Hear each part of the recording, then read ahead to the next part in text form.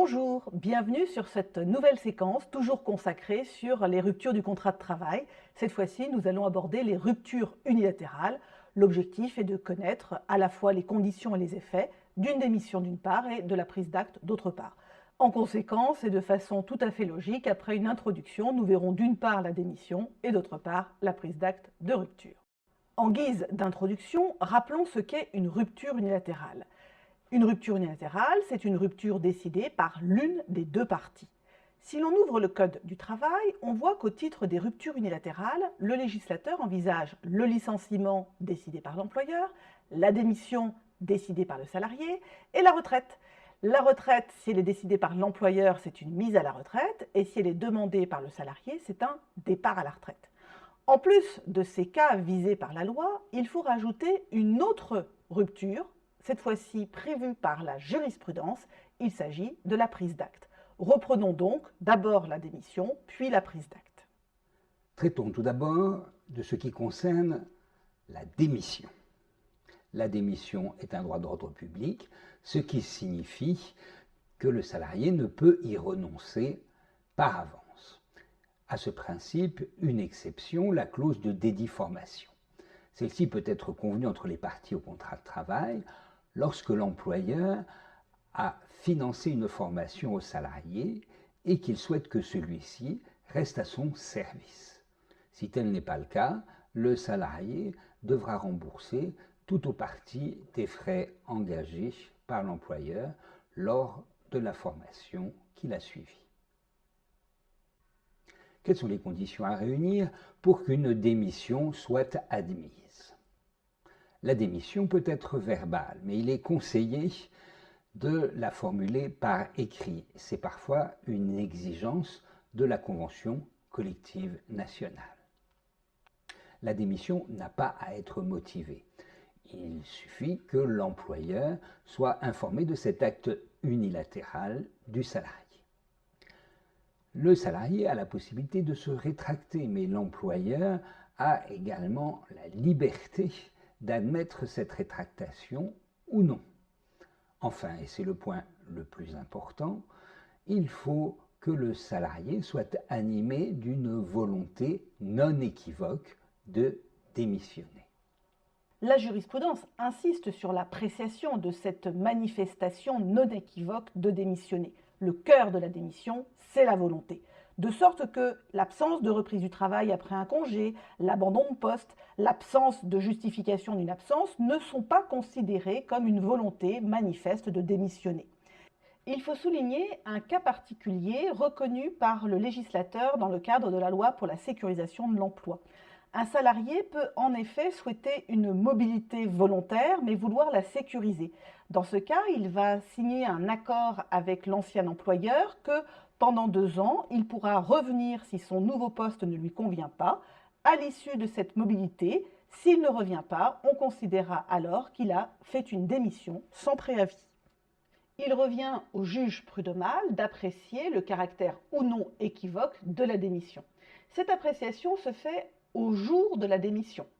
Le juge va prendre en compte les circonstances de la rupture, les éventuelles réserves qui seraient faites dans la lettre, voire la mention d'un litige antérieur ou même contemporain qui serait mentionné dans la lettre de démission. On peut citer par exemple une démission équivoque lorsqu'elle est faite sous l'emprise de la colère ou de l'émotion. Par ailleurs, une démission faite par le salarié qui est menacé par l'employeur d'une plainte pour vol. Pour une démission, le principe est de respecter un préavis, mais sa durée n'est pas fixée légalement, elle peut l'être par la Convention collective nationale, le contrat ou encore les usages. Si le salarié ne respecte pas ce préavis, l'employeur peut demander une indemnisation du préjudice qu'il a alors subi.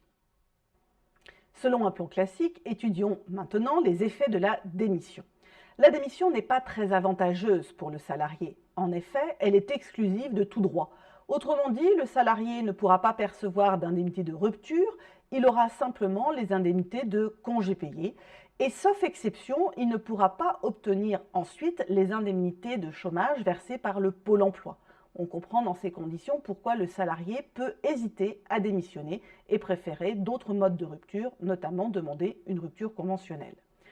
Il faut préciser qu'il y a éventuellement un abus manifeste ou une intention de nuire. Dans ce cas-là, si l'employeur prouve cet abus manifeste ou cette intention de nuire du salarié dans le cadre de la démission, il pourra obtenir une condamnation de l'employé à verser des dommages et intérêts. Même le nouvel employeur, qui pourrait être complice, pourrait être condamné solidairement. Dans tous les cas, comme dans les autres ruptures du contrat de travail, l'employeur doit remettre au salarié un certain nombre de documents, le certificat de travail, le reçu pour solde de tout compte et l'attestation Pôle emploi dans l'hypothèse où le salarié aurait une démission légitime, notamment pour suivre son conjoint ou dans le cadre d'un projet professionnel supposant une formation. Venons-en maintenant à la prise d'acte de la rupture du contrat de travail. Qu'est-ce que la prise d'acte? C'est un mode de rupture unilatérale du contrat à durée indéterminée à l'initiative du salarié.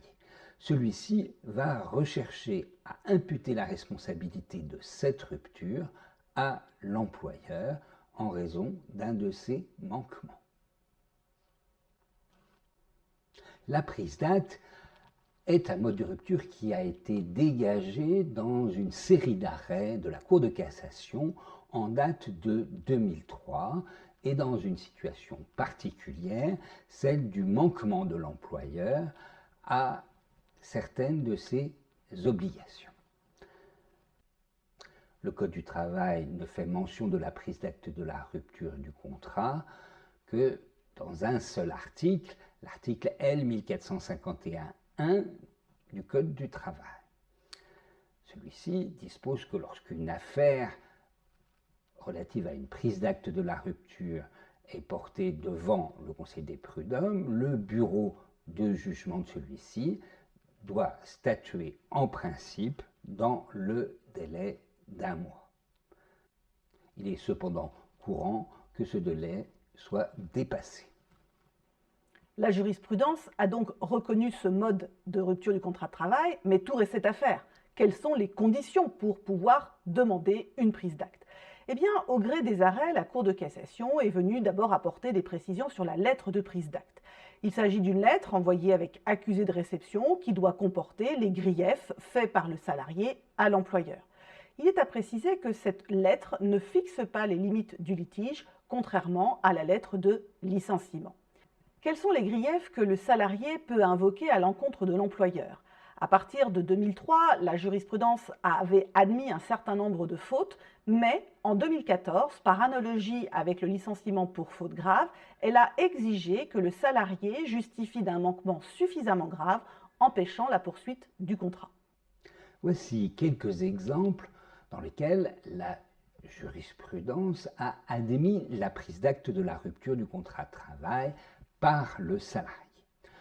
Premier exemple, la non-fourniture du travail par l'employeur. Autre exemple, des modifications nombreuses aux différentes conditions d'exécution de la prestation de travail. Il est également fréquent que la prise d'acte de la rupture soit invoquée dans des situations de harcèlement moral ou sexuel, mais la jurisprudence précise désormais que la prise d'acte n'est pas nécessairement justifiée dans ces situations. Elle a reconnu une prise d'acte de la rupture justifiée lorsqu'il y avait atteinte physique ou morale au salarié ou encore à la dignité du salarié. Enfin, il peut y avoir une prise d'acte de la rupture lorsqu'il n'y a pas de rémunération d'heures supplémentaires et que le salarié a saisi le Conseil des prud'hommes vainement pour se les faire payer. Dans l'hypothèse où le salarié engage une action en exécution d'une obligation de l'employeur, le salarié conserve la possibilité d'une prise d'acte, soit en invoquant les faits dont il a précédemment saisi le Conseil des prud'hommes, soit pour d'autres faits. Quels sont les effets de la prise d'acte? D'abord, la prise d'acte... Quels sont les effets de la prise d'acte? La prise d'acte a... Quels sont les effets de la prise d'acte? La prise d'acte entraîne la rupture immédiate du contrat de travail. En effet, la jurisprudence a précisé que lorsque le salarié invoque la prise d'acte, il n'y a pas de préavis. Le simple envoi de sa lettre a pour conséquence que le contrat est rompu. Quels sont les effets de la prise d'acte? La prise d'acte entraîne une rupture immédiate du contrat. En effet, il n'y a pas de préavis. Le seul envoi de la lettre par le salarié à l'employeur entraîne la rupture du contrat. Il en résulte qu'il n'y a pas de rétractation possible. La date d'effet est la date d'émission, comme pour le licenciement. La jurisprudence a été confrontée à la question de l'articulation de la prise d'acte avec les autres modes de rupture du contrat, notamment avec le licenciement. Comme la prise d'acte est définitive, le licenciement prononcé après la prise d'acte est sans effet puisque le contrat est déjà rompu. De la même façon et très logiquement, un salarié licencié ne peut prendre acte de la rupture. En revanche, lorsqu'un salarié est convoqué à un entretien préalable, jusqu'au prononcé de la notification, il peut, dans cette petite période, demander la prise d'acte. Qu'en est-il de l'articulation de la prise d'acte avec la démission ou avec la résiliation judiciaire? Si la démission non équivoque ne peut pas s'analyser en prise d'acte, à l'inverse, la démission équivoque le peut. Ensuite, concernant la résiliation judiciaire, le salarié qui a engagé une demande de résiliation judiciaire,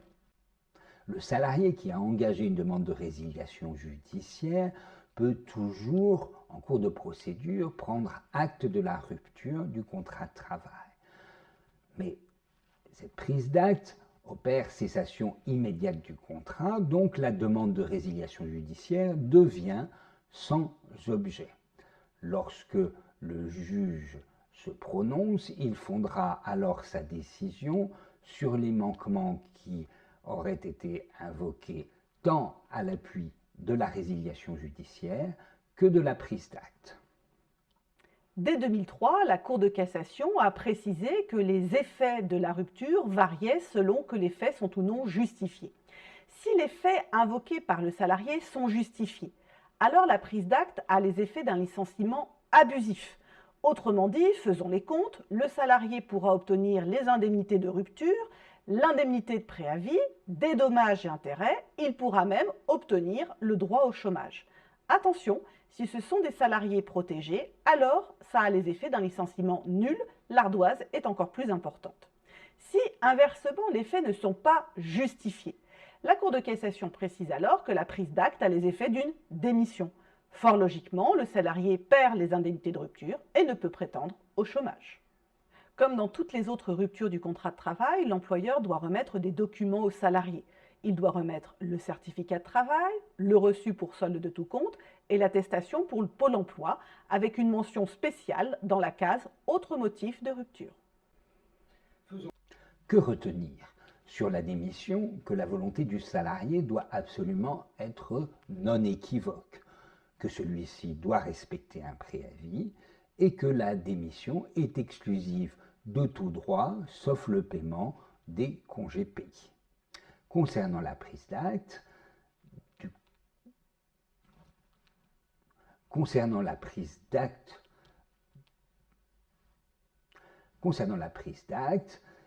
il faut que le salarié invoque un manquement de l'employeur suffisamment grave.